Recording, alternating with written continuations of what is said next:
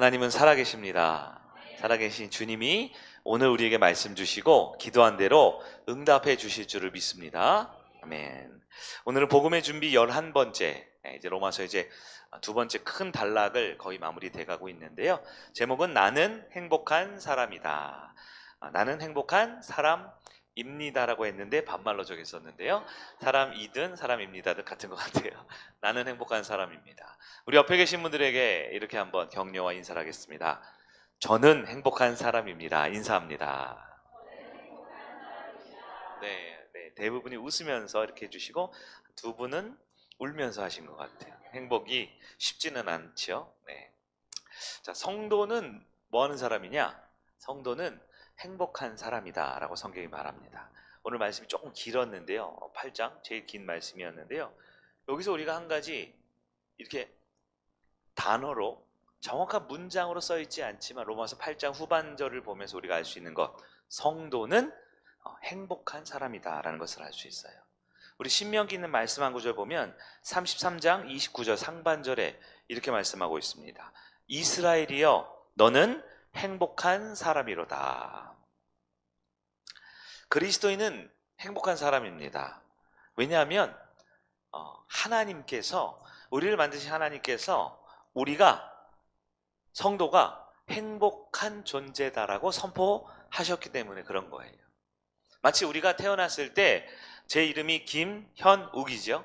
제가 이걸 생각하고 태어난 게 아니고 제가 이렇게 살려고 한 게 아니라 태어나서 어느 정도 살다가 정신이 좀 되니까 저희 부모가 너는 김아무개야, 너는 이아무개야 라고 이름을 알려주셨어요. 그래서 내가 그런 사람이구나 라고 알게 되는 거죠.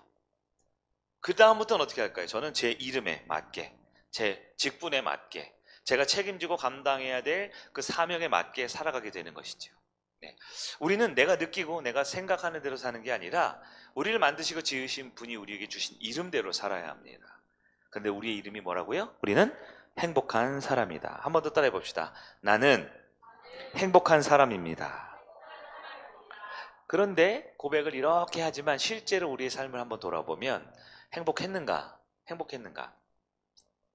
사실 행복이라는 단어, 행복이 명사죠. 행복이라는 단어는 명사지만 이게 손에 잡혀요, 안 잡혀요?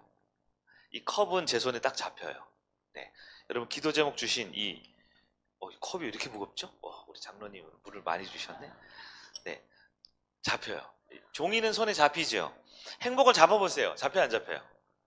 네. 그래서 이것을, 행복을 우리 조금 단어, 이 국어 문법적으로 보면 이것을 물질 명사, 손에 잡히는 어떤 물질 사물이 아니라 무슨 명사예요? 추상 명사예요. 손에 안 잡힙니다. 개념이에요. 그래서 행복이라는 말은 어떤 사실, 객관적 사실보다는 이 감정에 기반한 경우가 많은 것 같아요. 행복이 뭐 돈 얼마짜리, 이게 이 사과 박스 안에 들어있는 돈 얼마짜리가 딱 있으면 이건 행복, 조그만 바카스 박스 안에 있으면 안 행복, 이렇게 물질로 따질 수 있으면 좋겠는데 그게 아니란 거예요. 행복은 사실보다는 감정에 기반한 경우가 많아요. 이 말은 사람들은 참 행복하기가 어렵다라는 것이기도 하고요. 또한 동시에 우리는 어떤 상황에도 행복할 수 있다라는 겁니다.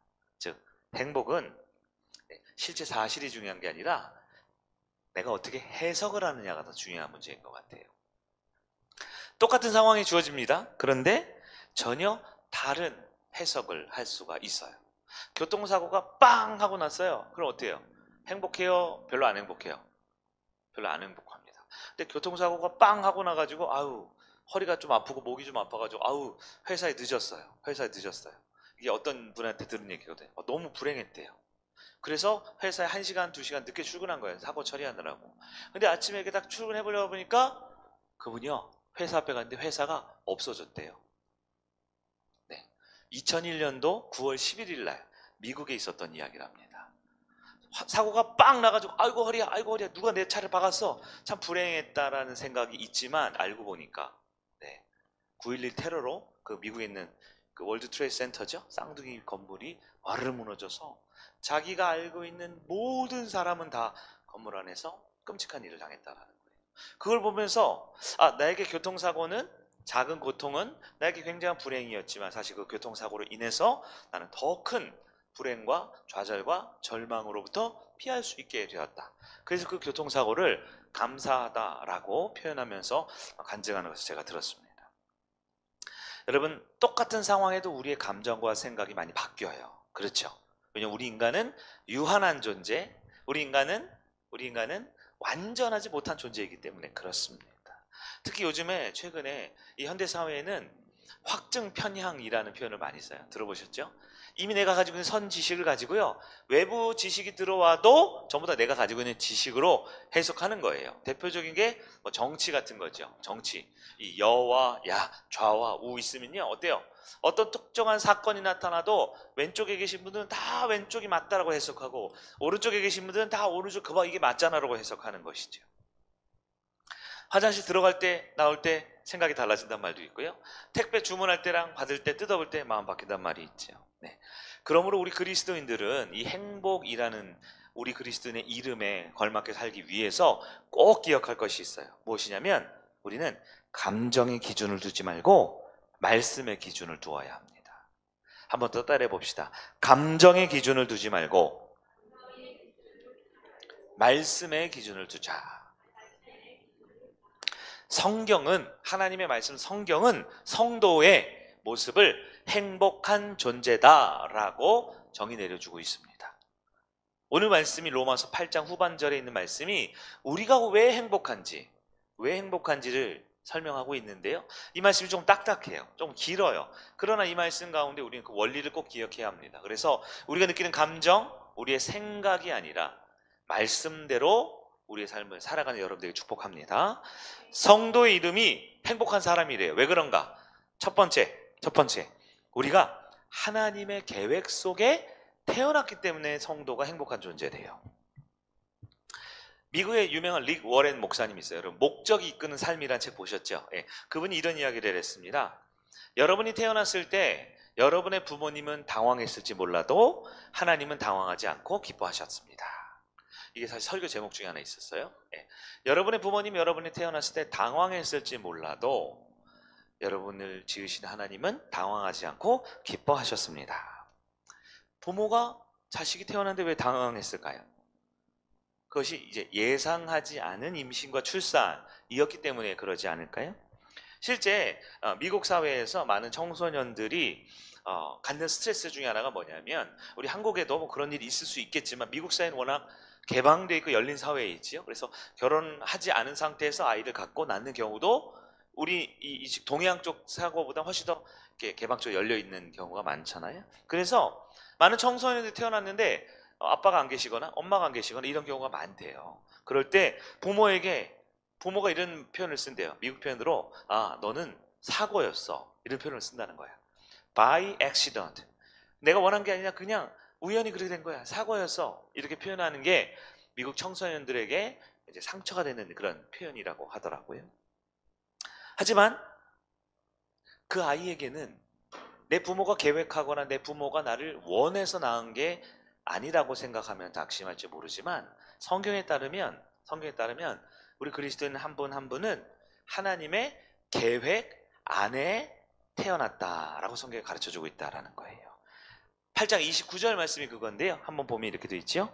하나님이 미리 아신 자들을 또한 그 아들의 형상을 본받게 하기 위하여 미리 정하셨으니 이는 그런 많은 형제 중에서 맏아들이 되게 하려 하심이니라. 여기 보면 하나님이 사람을, 성도를 창조하시고 이 땅에 보내주실 때, 이 땅에 보내주시기 전에 하셨던 게 있대요. 뭐였냐? 미리 아셨다. 이것을 우리 한자로, 신앙표현으로 예지라고 표현해요. 예지. 미리 아는 거죠.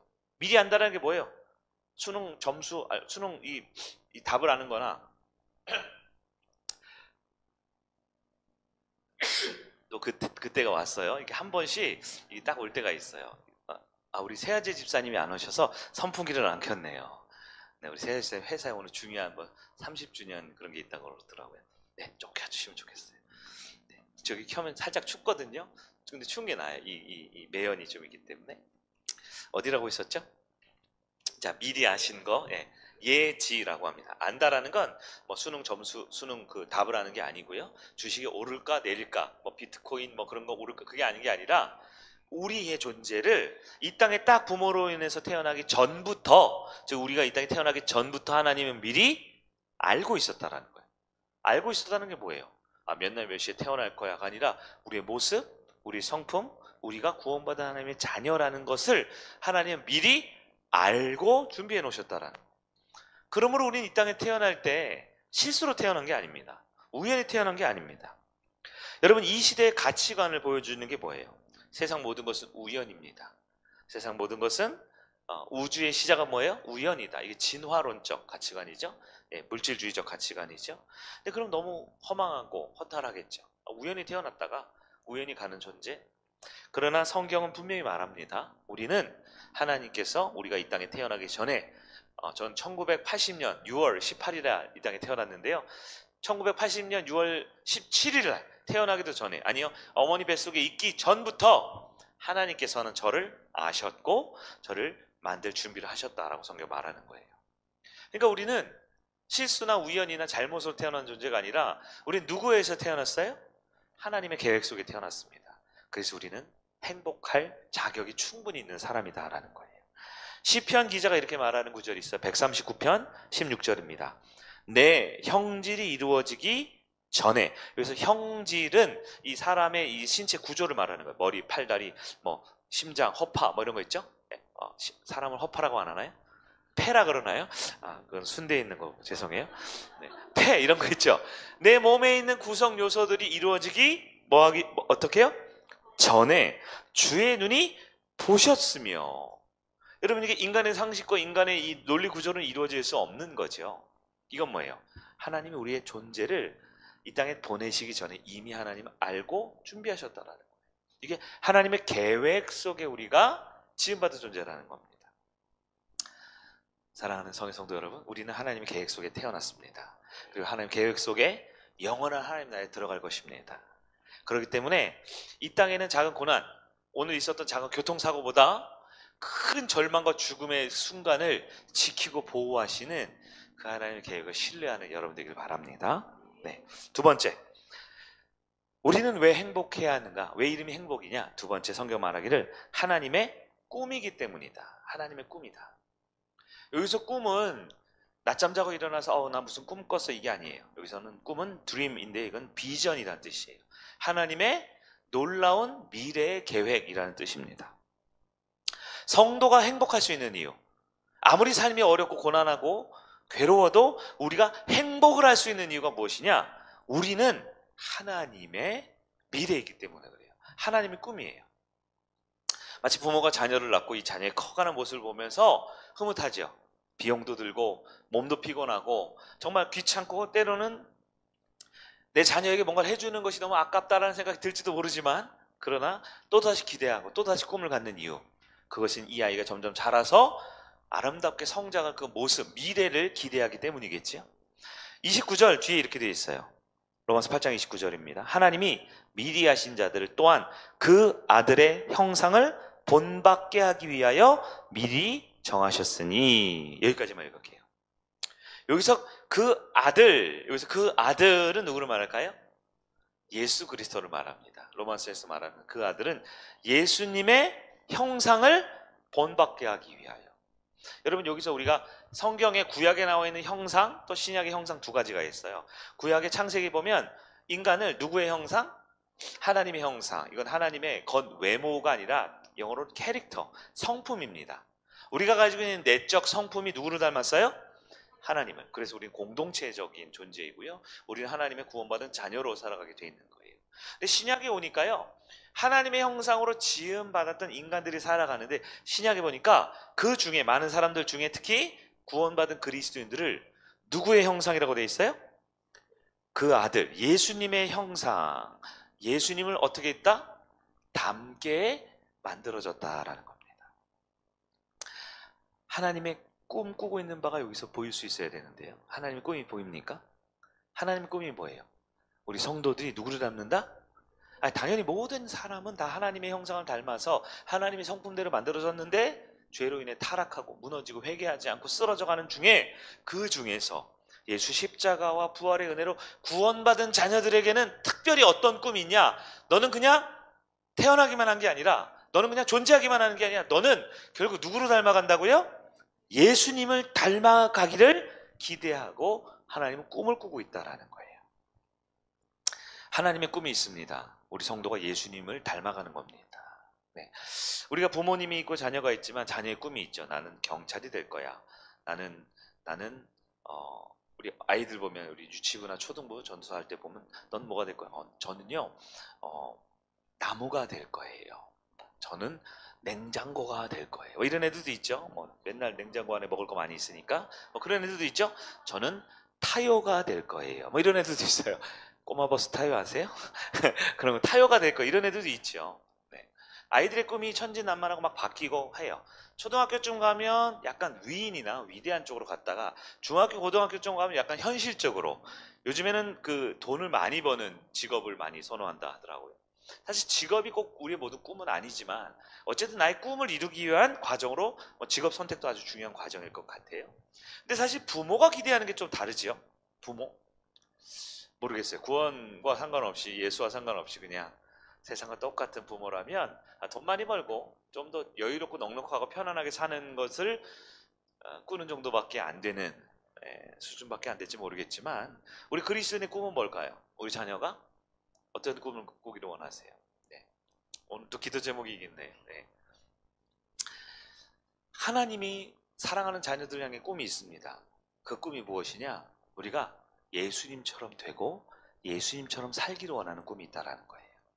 하나님 능력이 있기 때문에 물질은 얼마든지 필요하면 채워주실 수 있는 능력의 주님이세요. 하나님은 우리에게 필요하면 건강도 능력도 손에 쥐어줘야 될 것들 쥘 수 있게 해주시는 분이세요. 그리고 비록 우리 손에 작은 것이 주어졌어도 물고기 2마리 보리빵 5개 정도만 주어졌어도 5,000명을 먹이고도 12광주를 남길 정도로 우리에게 주어진 것뿐만 아니라 이걸 가지고 믿음만 가지면 더 많은 일을 할 수 있게 하시는 것이 우리 하나님의 뜻입니다. 그러나 우리 하나님께서는 가장 바라는 꿈이 있는데 뭐냐면 이 땅에 인간으로서 가장 완성되고 아름다운 모습, 네, 바로 예수 그리스도를 닮고 예수 그리스도처럼 살게 하는 것, 그것이 우리 하나님의 꿈이다라는 것입니다. 여기 보면 그 아들의 형상을 본받게 하기 위하여 미리 정하셨으니 이는 그 많은 형제 중에서 맏아들이 되게 하려 하심이라. 이건 누구 얘기죠? 예수님 얘기죠. 예수님이 무슨 아들이요? 첫째 아들, 맏아들, 장남이라는 얘기예요. 장남이라는 얘기는 뭐예요? 차남도 있고 삼남도 있다는 얘기죠. 무슨 뜻입니까? 이 말씀을 조금 더 우리 현대적으로 해석하면 성도들은 누구를 닮는다고요? 예수님을 닮아서 첫째 아들 예수님을 닮은 둘째 아들, 셋째 아들, 둘째 딸, 셋째 딸. 즉 예수님의 조금 표현이 그렇지만 예수님의 동생들로 살기를 원한다라는 뜻이에요. 여러분 어때요? 예수님의 동생 괜찮습니까? 네. 예수님이라는 존재가 물론 하나님이시고 우리 구원자이시지만 여기서 말하면 인간 예수의 모습을 보라는 거예요. 그리고 우리도 그렇게 우리 형님처럼 우리 오라버님처럼 그렇게 되고 그렇게 살기를 원하는 것이 누구의 꿈? 하나님의 꿈이라는 겁니다. 요한복음 1장 12절 있죠. 영접하는 자, 곧 그 이름을 믿는 자들에게는 하나님의 자녀. 자녀는 누구예요? 첫째 아들은 예수님이고 둘째, 셋째, 넷째 쭉 우리가 하나님의 자녀가 되게 하는. 이루기 위해서 뭐가 필요해요? 영접해야죠. 영접. 예수 이름을 믿으면 우리도 예수님처럼 될 수 있습니다. 예수님처럼 살 수 있습니다. 목사님 저는 좀 겸손하게 저는 그냥 예수 믿고 그냥 구원만 받고요. 삶은 저는 부족하고 못나고 연약해요. 그러나 그 얘기를 들으면 우리 부모님 마음 어때요? 네? 부모님 마음 어때요? 형제가 한 서너 명 있는데 첫째는 훌륭한 국회의원이 되고 둘째는 의사가 되고 셋째는 검사가 되고 죄송해요. 제가 갑자기 생각난 직업이라서 그런 거예요. 소위 말해 사람들이 존경하고 괜찮다는 그런 직업을 막 하는데 막내가 좀 공부가 좀 부족했어요.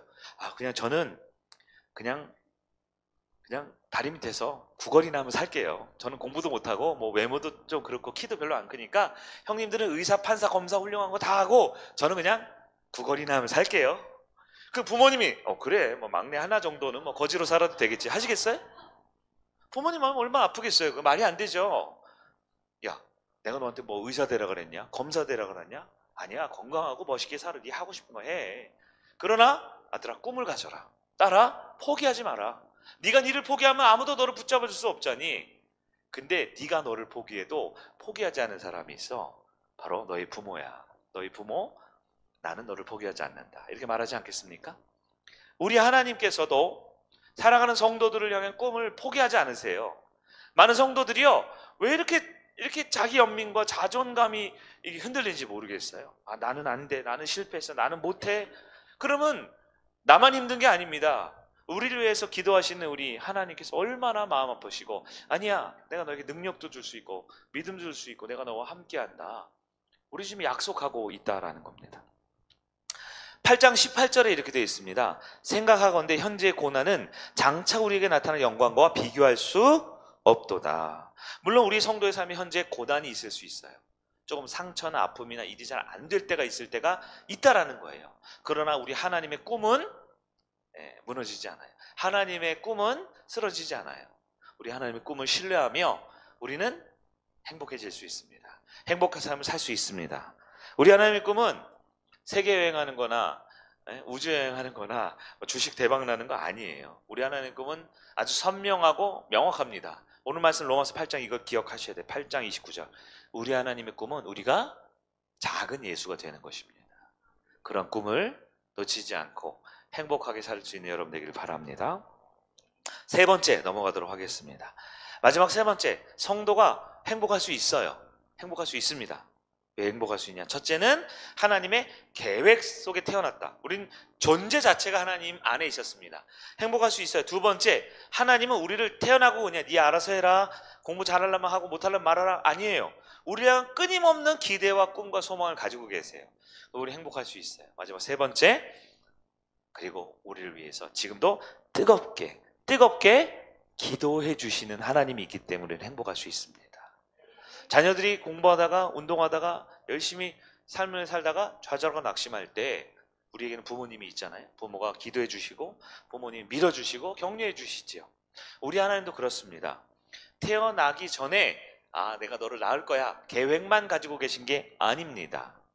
태어난 우리에게 잘해봐, 할 수 있어, 화이팅! 이렇게 응원만 해주시는 게 아니에요. 지금도 우리가 늘 함께 하시며 우리를 위해서 친히 간구하시고 기도하시며 우리를 돕고 계시는 하나님이 있기 때문에 우리는 행복할 수 있다는 것을 믿으시기를 바랍니다. 8장 26절이죠. 순서가 조금 바뀌었지만 26절 읽겠습니다. 시작.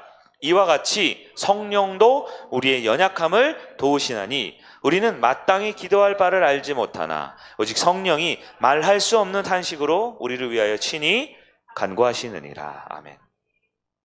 거기 약간 빨간색으로 되어 있나요, 여러분도? 네, 성령님이 우리의 연약함을 어떻게 해요? 돕는다. 무엇으로 도와요? 기도로 돕는다. 네, 뒤에 있어요. 성령이 말할 수 없는 탄식으로 우리를 위해서 간구하신대요. 기쁜 날 좋을 때만 기도하는 게 아니고요.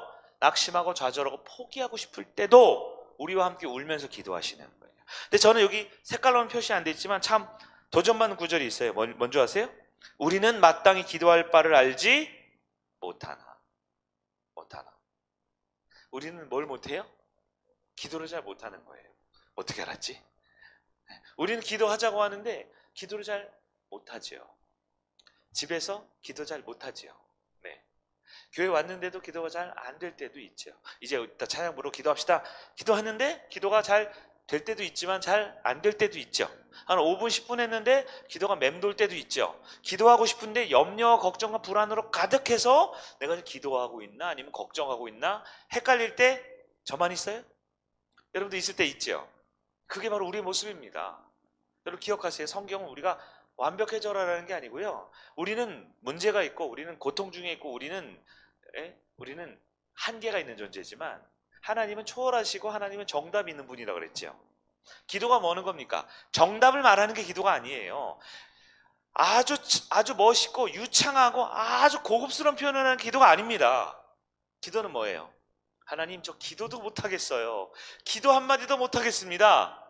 할 때 성령 하나님께서 우리를 위해 친히 기도하고 중보하고 있다는 사실을 믿는 여러분 되길 바랍니다. 제가 전에 보면 저를 위해 기도해 주는 분이 참 많았어요. 제가 전도사 사역할 때, 부교육자 사역할 때 정말 많은 사람이 저를 위해 기도해 드릴게요. 기도하는 분이 많았어요. 물론 저희 가족도 있겠지만 부모님, 형제, 제가 맡은 부서들이 있잖아요. 그래서 부서에 있는 아이들, 교사들 있으면 교사들도 우리 전도사님 위해서 기도합시다, 우리 목사님 위해서 기도합시다, 이런 분들이 되게 많았어요. 동역자들이 많았어요. 근데 담임 목회자가 딱 되니까요, 담임 목회자의 자리가 그런 것 같아요. 저를 위해서 기도해 주는 분도 있으시겠지만 제가 그래도 피부를 느끼는 건 제가 기도를 해드려야 될 분들이 더 많은 것 같아요. 항상 우리 성도들을 위해서 기도해 줘야 될 자리가 많은 것 같아요. 그러니까 가끔은 전에 비해서 제가 한 부서나 한 파트를 맡을 때보다는 이제 전체 우리 성도님들을 섬기는 입장이다 보니까 저랑 이렇게 가까이 친하게 지내는 분이 거의 없잖아요. 약간 거리들이 다 있으시잖아요. 네. 왜냐하면 어느 한 부서랑 친하게 지내는 목사님 누구랑만 친하게 지낸다고 자꾸 하니까. 네. 여러분 오해하지 마세요. 여러분이랑만 안 친한 게 아닙니다. 다 안 친한 거예요. 네, 목회자가 되다 보니까 제가 기도해야 될 분이 더 많은 것 같아요. 그럴 때 가끔 이런 생각이 들어요. 아, 조금 외롭다, 좀 섭섭하다, 조금 더 난 누가 나 기도 안 해주나, 좀 힘이 좀 대줄 분이 없나, 이런 생각이 들 때가 있어요. 그런데 우리 주님께서 이 말씀을 해주시네요. 네, 걱정하지 말라고. 이 세상 1000만 명, 10,000만 명, 억만 명이 너를 기도해 주는 것보다 더 확실하고 강력한 살아계신 하나님께서 나를 위해 기도해 주신다라고 약속해 주셨습니다. 우리 지난 수요일날 중보기도학교 때도 배우셨죠? 예, 우리 주님께서 하시는 일이 뭐예요? 예수님께 이 땅에 오셔서 십자가 부활로 구원을 이루신 다음에 하신 게 하나님 우편에 앉으셔서 우리를 위하여 기도하고 있는 역할을 하고 있어요. 예수님의 역할은 우리의 롤모델이기도 하지만 우리의 중보자가 되셨습니다. 근데 오늘 로마서 말씀 보니까요, 성령님께서 지금도 우리를 위하여 기도하고 있대요. 특히 내용을 보니까요, 말할 수 없는 탄식으로. 좋은 일일까요? 아니에요. 내 능력을 할 수 있을까요? 그럼 내 능력으로 할 수 있으면 그 일을 하고 있겠죠. 내 능력으로 안 되는 거예요. 절망하는 거예요. 낙심하는 거예요. 의지할 분은 주님밖에 없는 거예요. 물질의 문제가 꽉 막혀 있어요. 사업이 너무너무 어려워요. 건강이 회복이 잘 안 됩니다. 관계가 이게 잘 안 돼요. 내 뜻대로 안 돼요. 너무 꽉 막혀 있는 현실 앞에 우리 주님께서 우리의 기도하고 있다는 사실을 다시 한번 말씀을 통해서 확신하시기 바랍니다. 말씀을 한번 정리해 보도록 할게요. 성도는 어떤 사람이라고 그랬죠? 행복한 사람. 그러나 여전히 우리 감정적으로, 우리 생각적으로는 행복보다는 걱정, 행복보다는 불안함, 행복보다는 뭔가 좀 답답함이 사실 더 많아요. 왜냐하면 우리는 우리의 삶의 환경과 여건과 모습을 보면 할 수 있는 것보다 할 수 없는 게 더 많게 느껴지거든요. 그러나 이럴 때 우리는 서두에서 우리가 함께 했습니다. 성도는 감정의 기준을 두지 말고 말씀의 기준을 두어야 합니다. 우리 한 번만 더 따라해 볼까요? 감정의 기준을 두지 말고 말씀의 기준을 두자.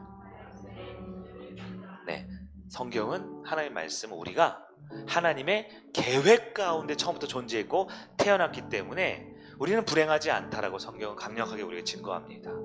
성경은 아무도 우리를 기대하지 않고 아무도 우리를 위해 도와주지 않는 것처럼 느껴지지만 하나님께서 우리에게 꿈이 있으시고 우리에게 비전이 있으시고 우리가 잘 되기를 기대하고 있다라고 성경이 말하고 있어요.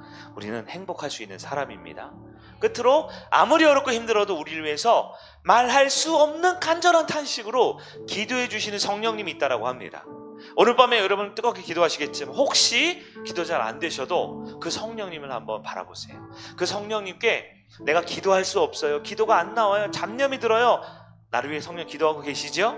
내가 하나님 앞에 그 나를 위해 기도하시는 성령님을 만나고 경험하게 도와주세요. 이렇게 기도할 수 있는 여러분 되길 바라요. 하나님의 나라가 이미 시작됐어요. 우리 가운데 하나님이 약속대로 믿음으로 살아갈 때 우리는 행복한 성도임을 확신하고 서로서로에게 늘 행복한 웃음과 여유롭게 살아갈 수 있는 힘을 주는 성도님들 되시기를 간절히 바랍니다. 아멘. 우리